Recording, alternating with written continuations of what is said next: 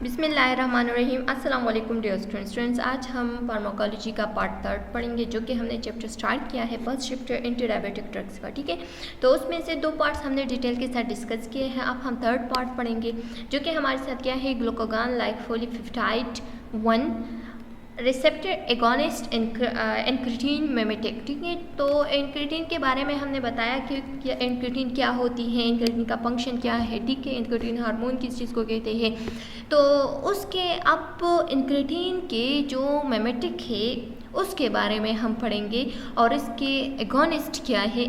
Agonist यानी जो incretin की एक्टिविटी को ज़्यादा कर देती है, बढ़ा देती है, तो उसको हम कहते हैं एगोनिस्ट। तो एगोनिस्ट जो है अब इंक्रेटिन मिमेटिक का, तो वो क्या है, वो है ग्लूकागॉन लाइक पॉलीपेप्टाइड रिसेप्टर। ठीक है, उसके बारे में हम डिस्कस करेंगे। तो चलो स्टार्ट लेते हैं। स्टार्ट लेने से पहले आप लोगों से एक छोटा सा रिक्वेस्ट है कि हमारे चैनल लेक्चर्स बाय अनाया को सब्सक्राइब करें, कमेंट करें and press the bell icon, ताकि नेक्स्ट वीडियो का नोटिफिकेशन आप लोग को बहुत जल्द मिल सके। इंक्रेटिन और हार्मोन प्रोड्यूस इन, वही बात है कि इंक्रेटिन वो हार्मोन है जो कि इंटेस्टाइन से प्रोड्यूस होते हैं। और किस तरह से प्रोड्यूस होते हैं, जब हम ओरली ग्लूकोज को एडमिनिस्टर करते हैं या खुराक को एडमिनिस्टर करते हैं। ठीक है, तो वो अंदर जाके वेलाई से क्या कर देते हैं, वेलाई से मिलकर इंक्रेटिन को खारिज कर देती है। ठीक है, इंक्रेटिन जो है ना वो इसके खुराक के प्रोसेस में रिलीज हो जाती है। जब खुराक वेलाई तक पहुँच जाता है तो वेलाई में एक हार्मोन प्रोड्यूस हो जाते हैं, और उसको हम कहते हैं incretin hormone. Some signal is produce from gastro, कुछ ना कुछ ऐसे भी होते हैं कि कुछ सिग्नल जो है ना इंक्रेटिन के, वो गैस्ट्रोइंटेस्टाइनल ट्रैक्ट से भी उसे मिलते हैं। ठीक है, और गट से भी मिल सकते हैं, यानी इंटेस्टाइन से भी मिल सकते हैं, वेलाई जो होते हैं। दैट इंक्रीज इंसुलिन रिलीज, और इसका फंक्शन क्या होता है, जब इंक्रेटिन रिलीज हो जाते हैं तो इंक्रेटिन की वजह से फिर इंसुलिन जो है ना वो इंक्रीज हो जाती है। ठीक है, तो ये आप लोगों ने याद रखना है कि इंक्रेटिन का फंक्शन ये है कि ये इंसुलिन को इंक्रीज कर देती है। दिस सिग्नल और इंक्रेटिन पेप्टाइड हार्मोन्स, इंक्रेटिन जो है ना ये हमने बताया था कि पेप्टाइड हार्मोन है। ठीक है, और ये जो जिस सिग्नल्स की वजह से इंसुलिन ज़्यादा हो जाते हैं तो उसको हम कहते हैं incretin hormones. Incretin increase insulin secretion and decrease glucagon, incretin का फंक्शन ये होता है कि वो इंसुलिन की सिक्रीशन को ज़्यादा कर देती है, और जो ग्लूकोज होते हैं या ग्लूकागॉन होते हैं उसको डिक्रीज कर देती है। Further more people with diabetes 2, और जितने भी पीपल है टाइप 2 डायबिटीज़ का। ठीक है, ये आप लोगों ने रिमेंबर रखने हैं कि जितने भी लोग होते हैं टाइप 2 डायबिटीज़ का, तो उसमें से क्या हो जाते हैं, इंसुलिन जो है ना वो डिमिनिश्ड हो जाते हैं। तो जब वो खुराक कर देते हैं तो उसके खुराक के प्रोसेस में इंसुलिन जो है या इंक्रेटिन हार्मोन जो है ये खुराक के ज़रिए से विलाई से खारिज हो जाती है और इंसुलिन को ज़्यादा कर देती है। स्टूडेंट्स, आप लोग देख सकते हैं कि जब ओरली खुराक दिया है, फूड दिया है, तो इंक्रेटिन जो है ना वो खारिज हो गए हैं, और उसके ज़रिए से इंसुलिन इतना ज़्यादा खारिज हो गया है। ठीक है, यानी इसका मतलब ये है कि खुराक मस्ट है इंसुलिन को खारिज करने के लिए, और वो भी ओरली। अगर ग्लूकोज जो है ना वो इंट्रावेनसली, यानी जो हमारे साथ जो क्या होते हैं, जो ड्रिप्स वगैरह होते हैं, ठीक है, वो लगाए हुए हैं, इंट्रावेनसली ग्लूकोज देते हैं, तो इंट्रावेनसली इतना ज़्यादा फिर जो इंसुलिन है वो खारिज नहीं होता, क्योंकि ये विलाई के साथ नहीं मिल सकता इतना ज़्यादा। ठीक है, और जो खुराक होता है ओरली जो हम एडमिनिस्टर करते हैं तो वो गट से भी पास होता है, इंटेस्टाइन से भी पास होते हैं, तो इतनी ज़्यादा इंसुलिन खारिज हो जाता है। अब हमारे पास है व्हाट इज डाइपेप्टिडाइल पेप्टिडेज 4। ठीक है, डाइपेप्टिडाइल पेप्टिडेज 4 जो एंजाइम्स है, अब उसका क्या फंक्शन है। ठीक है, तो ये वो एंजाइम्स होते हैं जो कि हमारे साथ GLP यानी ग्लूकागॉन लाइक पॉलीपेप्टाइड 1 की डिग्रेडेशन कर देती है, इसके एक्शन को रोक देती है। और हमने बताया कि ग्लूकागॉन लाइक पॉलीपेप्टाइड 1 जो है ना ये हमारे साथ रिस्पॉन्सिबल है, या ये बहुत ज़रूरी है किस चीज़ के लिए, इंक्रेटिन को इंक्रीज़ करने के लिए, इंक्रेटिन के फंक्शन को ज़्यादा करने के लिए। तो अगर हमारे साथ जो ग्लूकागॉन लाइक पॉलीपेप्टाइड है इसकी टर्मिनेशन हो जाए, इसकी एक्शन को रोक दिया जाए, तो इसका मतलब ये है कि इंक्रेटिन भी ज़्यादा प्रोड्यूस नहीं होगा, और जब इंक्रेटिन ज़्यादा प्रोड्यूस नहीं हो जाते तो इससे ये होता है कि फिर जो मतलब इंसुलिन है वो भी कम सिक्रीशन हो जाएगी उसकी। तो स्टूडेंट्स अब आप लोग देख सकते हैं कि हमारे साथ एक डायग्रामेटिकली शो किया है कि जब हम खुराक को ले लेते हैं, इंजेक्शन ऑफ फूड कर देते हैं, तो इंजेक्शन ऑफ फूड के बाद क्या होता है, ये जो खुराक है ये ब्लड वेसल्स तक पहुंच जाते हैं। ब्लड वेसल्स में हमारे साथ मौजूद होता है GLP-1 एंड GIP, ठीक है, जो कि इंक्रीज ऑफ इंक्रेटिन कर देती है, ठीक है, इंक्रेटिन के एक्शन को बढ़ा देती है। वहाँ पे एक एंजाइम प्रेजेंट होता है जिसको हम कहते हैं DPP-4। DPP-4 का जो काम होता है वो breakdown of GLP-1 and GIP का कर देती है, ठीक है। जब इसका ब्रेकडाउन हो जाती है तो इंक्रेटिन जो है ना वो कम सीक्रेट हो जाती है। तो अब हम क्या करेंगे, अब ऐसे इनहिबिटर्स देख के जिसको हम कहते हैं DPP-4 इनहिबिटर यानी डाइफोलिपेप्टाइड पेप्टिडेज 4 इनहिबिटर्स, जो कि हमारे साथ डाइपेप्टिडाइल पेप्टिडेज 4 को क्या कर देती है, उसकी ब्रेकडाउन कर देती है। और जब इसकी ब्रेकडाउन हो जाती है तो इससे हमारे साथ ये होता है कि इंक्रेटिन जो है ना वो इजीली फिर इंक्रीज हो जाएगी। और जब जो इंक्रेटिन है वो इंक्रीज हो जाएगी तो इससे ये होगा कि जो हमारे साथ इंसुलिन है वो बहुत ज़्यादा सिक्रीशन उसकी हो जाएगी। What is incretin effects? अब इंक्रेटिन का इफेक्ट क्या है, तो हमने बताया कि इंक्रेटिन का यही इफेक्ट है कि जब इंक्रेटिन इंक्रीज हो जाते हैं तो इससे डायरेक्टली इंसुलिन भी ज़्यादा से ज़्यादा सिक्रेशन हो जाती है, इंसुलिन की भी, ठीक है। और ये कब होती है, जब हम ओरली या इंट्रावेनसली एडमिनिस्टर करें ग्लूकोज को। लेकिन अगर हम ओरली एडमिनिस्टर करें तो ज़्यादा से ज़्यादा इंसुलिन सिक्रेशन होगी। जब हम इंट्रावेनसली एडमिनिस्टर करें ग्लूकोज को तो तब जो है ना एज़ कंपेयर टू माउथ या ओरल इंजेक्शन ऑफ फूड, इसके कंपैरिजन में ये जो इंट्रावेनसली एडमिनिस्ट्रेशन ऑफ ग्लूकोज है इसके बावजूद जो है ना वो इंसुलिन की सिक्रेशन इतना ज़्यादा नहीं होगी जितना ओरली इंजेक्शन ऑफ ग्लूकोज से होता है। Incretin hormone are responsible for 60 to 70 of post prandial insulin secretion. अच्छा, जो इंक्रेटिन हार्मोन है ये रिस्पॉन्सिबल है 60 से 70% इंसुलिन सिक्रेशन के लिए, ठीक है। अच्छा, पेशेंट विथ टाइप 2 डायबिटीज़। अब एक पेशेंट है हमारे साथ और उसको टाइप 2 डायबिटीज़ है। Exhibit laws of incretin effect. जितने भी टाइप 2 डायबिटिक पेशेंट होते हैं तो उसमें लॉज ऑफ इंक्रेटिन इफेक्ट होता है, यानी इंक्रेटिन का इफेक्ट जो है ना वो ख़त्म हो जाता है, ठीक है। तो फिर हम क्या कर देते हैं, फिर हम उसको इंक्रेटिन मतलब उसमें जो सिक्रेशन ऑफ इंसुलिन है वो नहीं होता। जब इंसुलिन पैदा नहीं होता तो तब हम इंट्रावेनसली या जो सबकोटेनियसली या जो मतलब बिली के ज़रिए से हम क्या कर देते हैं, इंजेक्शन ऑफ इंसुलिन लगा देते हैं। इंक्रेटिन मेमेटिक्स अब क्या है? Incretin mimetics are agent that act like incretin hormone. बिल्कुल वही एजेंट्स होते हैं लेकिन लाइक ऑफ इंक्रेटिन होते हैं, ठीक है, इंक्रेटिन खुद नहीं होते। एग्जाम्पल जो है ना वो हमारे साथ क्या हो सकती है कि ग्लूकागॉन लाइक पॉलीपेप्टाइड 1 जो है ना, हमने बताया कि इसका फंक्शन ये होता है कि ये इंक्रेटिन को इंक्रीज कर देती है, उसकी एक्शन को ज़्यादा कर देती है, ठीक है। तो बिल्कुल वही एजेंट है ग्लूकागॉन लाइक पॉलीपेप्टाइड है। जब हम ये ज़्यादा से ज़्यादा एडमिनिस्टर करें या इसकी सिक्रीशन जब ज़्यादा से ज़्यादा हो जाएगी तो जो इंक्रेटिन है वो भी ज़्यादा से ज़्यादा सिक्रीट हो जाएगी और इंसुलिन ज़्यादा होगी। तो इसी तरह से इसको हम क्या कहते हैं, इंक्रेटिन मेमेटिक एजेंट्स कह सकते हैं। अच्छा, अब हमारे साथ ट्रू टाइप ऑफ ड्रग्स है GLP-1 रिसेप्टर एगोनिस्ट में। तो वो एक है एक्सिनाटाइड। हमने बताया कि ये पॉइजन से बनता है, ठीक है, लिटिल अमाउंट में पॉइजन है एक्चुअली, लेकिन हमने ये भी बताया कि सारे ड्रग्स पॉइजन होते हैं और इसका जो पॉइजन है वो हमारी सेहत के लिए फिर फ़ायदेमंद होते हैं। तो इस वजह से हम थेरापिटिकली इसको यूज़ करते हैं। एंड दूसरा जो क्लास है वो है लिराग्लोटाइड भी इसका एक क्लास है और इन दोनों को हम फर्दरली डिटेल के साथ पढ़ेंगे। अब मैकेनिज्म ऑफ एक्शन की तरफ आते हैं तो इंक्रेटिन का जो इंक्रेटिन हार्मोन है या इंक्रेटिन मेमेटिक्स है उसका जो मैकेनिज्म ऑफ एक्शन है वो क्या है। The incretin mimetics are agonist of, ये क्या है, ये हमारे साथ एक्चुअली एगोनिस्ट है GLP-1 का, ठीक है।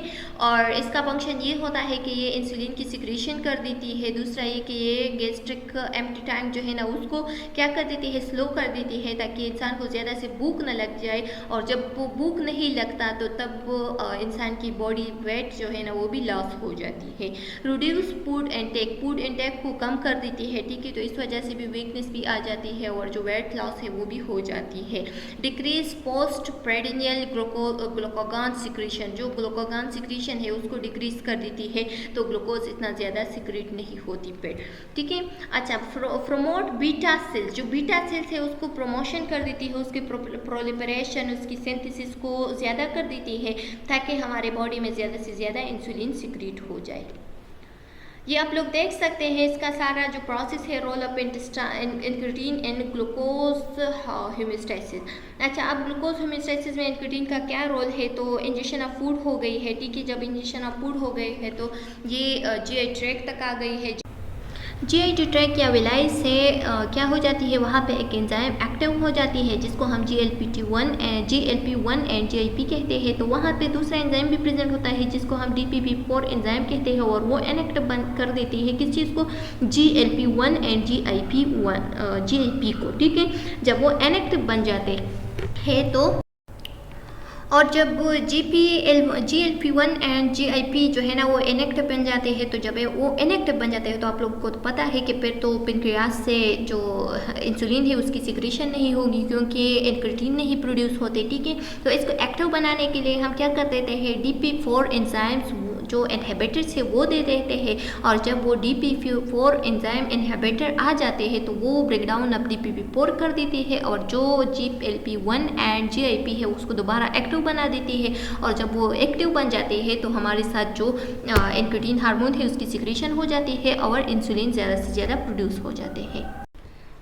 स्टूडेंट्स, अब हमारे साथ एक ड्रग है जो कि क्या है, एक्सेनाटाइड है। एक्सेनाटाइड जो है ना ये पॉइजन से बना हुआ ड्रग है और इस पर इम्यून सिस्टम पे बहुत ज़्यादा इफेक्ट होता है एक्सेनाटाइड का, ठीक है। एक्सेनाटाइड का दूसरा नेम जो है ना वो बाइटा के नाम से भी आता है, आप लोग बाइटा से भी खरीद सकते हैं, ठीक है, और एक्सेनाटाइड के नाम से भी आता है ये ड्रग।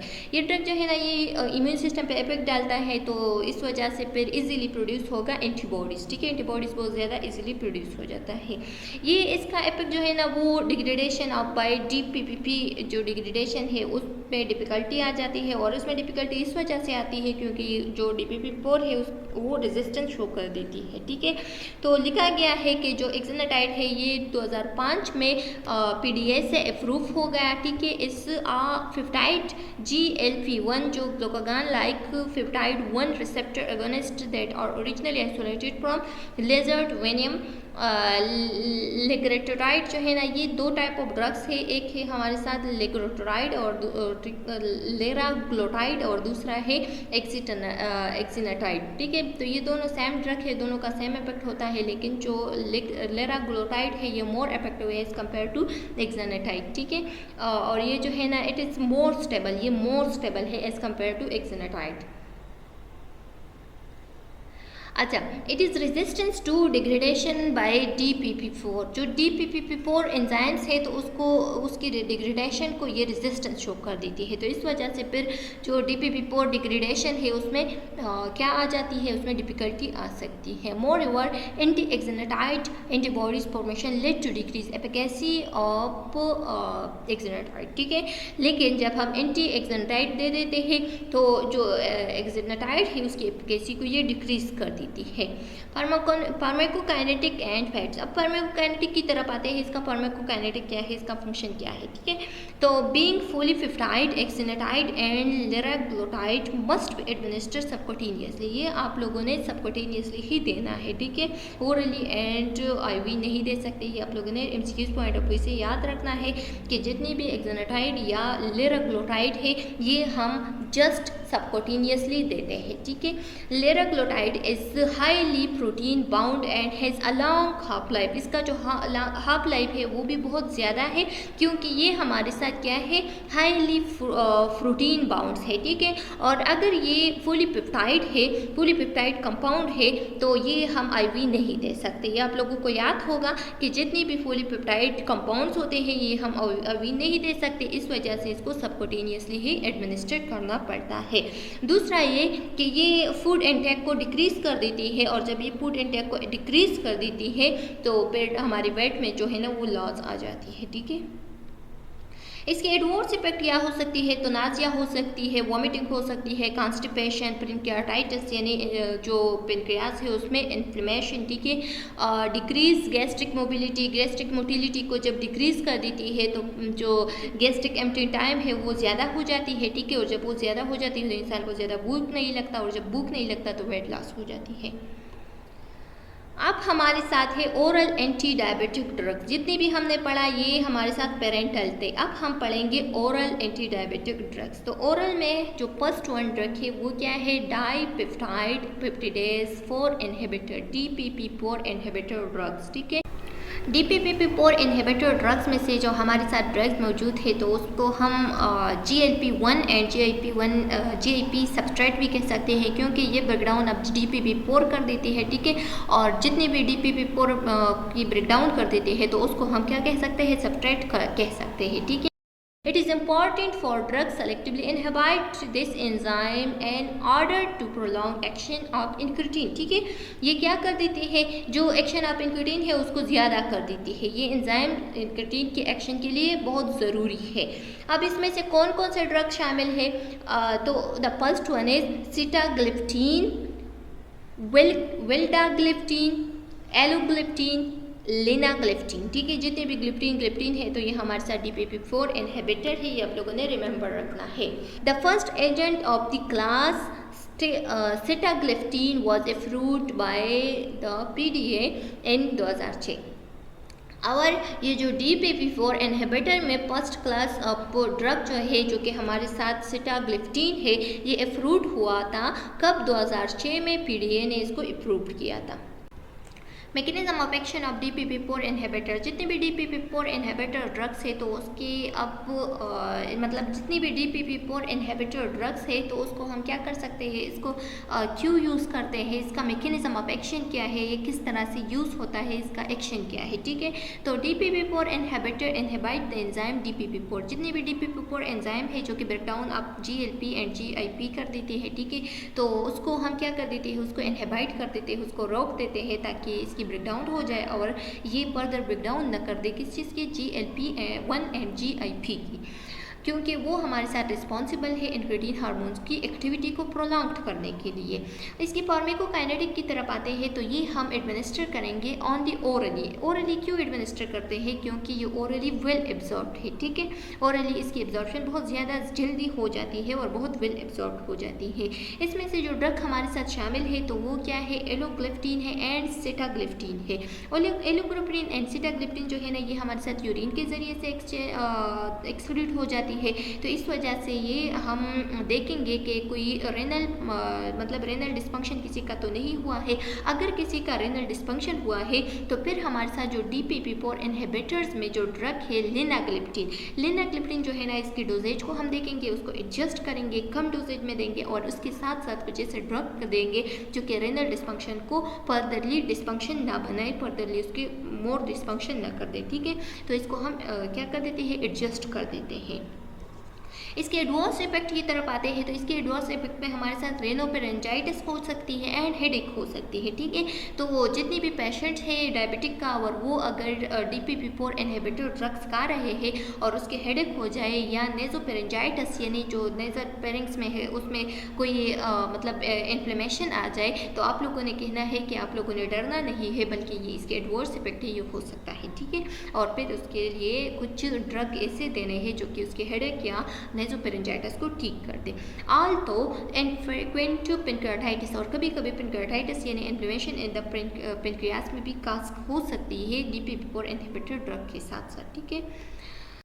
अब हमारे पास है एक एंटीबायोटिक्स है जो कि हमारे साथ क्या है, सल्फोनाइल यूरिया है। सल्फोनाइल यूरिया जो है ना, ये वो ड्रग है जो कि यूज़ हुआ था ज़्यादातर डॉग्स में, फर्स्ट टाइम इसको डॉग्स में यूज़ किया था, ठीक है। और डॉग्स में टाइफाइड फीवर को ट्रीट करने के लिए यूज़ किया था। ये मैंने आप लोगों को प्रीवियस लेक्चर में बताया है, आप लोग वो भी देख सकते हैं। उससे प्रीवियस जो है उसमें भी ये कहानी सारा किया है, ठीक है, तो उसमें भी आप लोग देख सकते हैं। अच्छा, तो जब इसको यूज़ किया टाइफाइड फीवर को ठीक करने के लिए डॉग में, तो फ्रॉग्स में क्या हुआ, हाइपोग्लाइसीमिया हो गया। तो फिर बेस्ट एंड बेंटन जो है ना, ये 2 साइंटिस्ट है, उन लोगों ने देखा कि इसमें तो मतलब हाइपोग्लाइसीमिया हो गया है, यानी ग्लूकोज लेवल कम हो गया है। तो इसका मतलब ये है कि इस ड्रग का इफेक्ट ये होगा कि ये ग्लूकोज लेवल को कम करता है। तो जितनी भी हाइपरग्लाइसीमिया वाला पेशेंट है तो उसके ग्लूकोज लेवल को कम करने के लिए हम फिर क्या यूज़ कर सकते हैं, सल्फोनाइल यूरिया यानी जो हाइपोग्लाइसीमिया वाला ड्रग है वो यूज़ कर सकते हैं। सल्फोनाइल यूरिया की मैकेनिज्म ऑफ एक्शन की बात करते हैं तो इसका काम क्या है कि ये हमारे साथ हाइपोग्लाइसेमिक इफेक्ट काज करता है, क्योंकि ये इंसुलिन को ज़्यादा से ज़्यादा सिक्रीट कर देती है बीटा सेल से, जो कि हमारे साथ पेनक्रियाज में प्रेजेंट है। और ये किस तरह से मैकेनिज्म ऑफ एक्शन अपना परफॉर्म करता है, यानी किस तरह से हाइपोग्लाइसेमिक इफेक्ट काज करता है, तो वो आप लोग इस डायग्राम के ज़रिए से देख सकते हैं। इस डायग्राम में बताया है कि जब हम ग्लूकोज को एंटर कर देते हैं तो ग्लूकोज को हम एंटर कर देते हैं GLUT2 के ज़रिए से, ठीक है। जब ग्लूकोज को हम एंटर कर देते हैं तो उसकी ग्लाइकोलाइसिस हो जाती है। जब ग्लाइकोलाइसिस हो जाती है तो वो अपने मेटाबॉलिज्म स्टार्ट कर देती है, यानी ATP को ATP में कन्वर्ट कर देती है। ATP ज़्यादा हो जाते हैं। जब ATP ज़्यादा हो जाते हैं तो ये यहाँ पे आ जाते हैं और कैल्शियम जो पोटेशियम चैनल है उसको ब्लॉक कर देती है। जब पोटेशियम चैनल ब्लॉक हो जाता है तो जो वोल्टेज ऑफ कैल्शियम है वो ज़्यादा हो जाता है, और जब वोल्टेज ऑफ कैल्शियम ज़्यादा हो जाता है तो हमारे साथ डीपोलराइजेशन हो जाती है। डीपोलराइजेशन जब हो जाती है तो इंसुलिन की रिलीज़ जो है ना वो ज़्यादा से ज़्यादा हो जाती है, और जब इंसुलिन ज़्यादा से ज़्यादा रिलीज़ हो जाती है तो इसका मतलब ये है कि हमारे साथ क्या हो गया है, वो प्रोसेस हो गया है जो कि हाइपोग्लाइसेमिक है, यानी पेशेंट में हाइपोग्लाइसीमिया हो गई है। तो वही प्रोसेस है, दोबारा से यहाँ पे बताया है, आप लोग देख सकते हैं। साइड इफेक्ट्स के एडवर्स इफेक्ट की बात करते हैं। सल्फोनाइल यूरिया की एडवर्स इफेक्ट क्या हो सकती है, तो वेट गेन हो सकती है, हाइपोग्लाइसीमिया हो सकती है, ठीक है। हाइपोग्लाइसीमिया यानी अगर हम ज़्यादा दे दें सल्फोनाइल यूरिया तो इसकी वजह से फिर हाइपोग्लाइसीमिया भी हो सकती है, यानी ग्लूकोज लेवल कम भी हो सकती है। They should be used with caution, and hepatic or renal insufficiency as accumulation of sulfonyl urea may cause hypoglycemia। अगर हम ज़्यादा से ज़्यादा यूज़ करें सल्फोनाइल यूरिया को तो ये हमारे सर पर इनसफिशेंटली क्या काज कर सकती है, हाइपोग्लाइसीमिया काज कर सकती है, क्योंकि इसको आप लोगों ने मैनेज करना है, अपने डोज में लेना है। अगर ज़्यादा डोज इसका ले ले तो हाइपोग्लाइसीमिया काज हो सकती है। तो चलो स्टूडेंट्स, यहाँ तक हमारा जो लेक्चर है वो कंप्लीट हो गया है। नेक्स्ट वीडियो लेक्चर में इसको हम नेक्स्ट वीडियो लेक्चर में इस चैप्टर को हम कंटिन्यू करेंगे, और इंशाल्लाह नेक्स्ट वीडियो लेक्चर में इसको हम क्लियर करेंगे, कम्प्लीटली ख़त्म करेंगे। तो उम्मीद है कि आप लोगों को यहाँ तक समझ में आ गया होगा। हमारे चैनल लेक्चर्स बाय नाया को सब्सक्राइब करें, कमेंट करें and press the bell icon, ताकि नेक्स्ट वीडियो का नोटिफिकेशन आप लोग को बहुत जल्द मिल सके।